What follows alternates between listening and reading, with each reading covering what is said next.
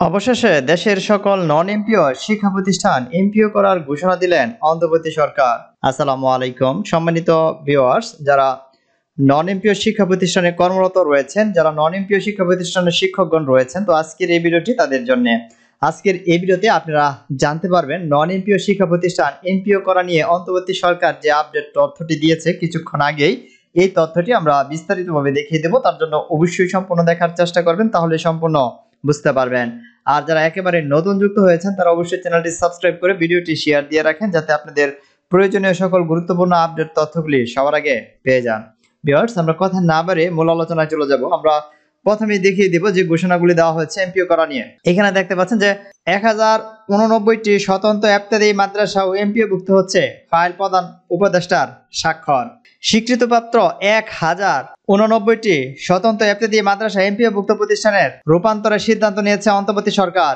এই সংক্রান্ত ফাইল স্বাক্ষর করেছেন প্রধান উপদেষ্টা। শর্ত সাপেক্ষে এই প্রতিষ্ঠানগুলো এমপিও ভুক্তির অনুমোদন দেওয়া হয়েছে। সোমবার 3 নভেম্বর প্রধান উপদেষ্টার কার্যালয় এবং শিক্ষা মন্ত্রণালয়ের কারিগরি ও মাদ্রাসা শিক্ষা বিভাগের দুটি সূত্র দ্য ডেইলি ক্যাম্পাসকে এই তথ্যটি নিশ্চিত করেছে। এ বিষয়ে জানতে চাইলে মাধ্যমিক উচ্চ শিক্ষা বিভাগের যুগ্ম সচিব SM মাসুদুল হক বলেন, স্বতন্ত্র ইফতেদায়ী মাদ্রাসা এমপিও ভুক্তি ফাইল স্বাক্ষর হয়েছে বলে জেনেছি। ফাইল আমাদের কাছে আসার পর বিস্তারিত বলা যাবে।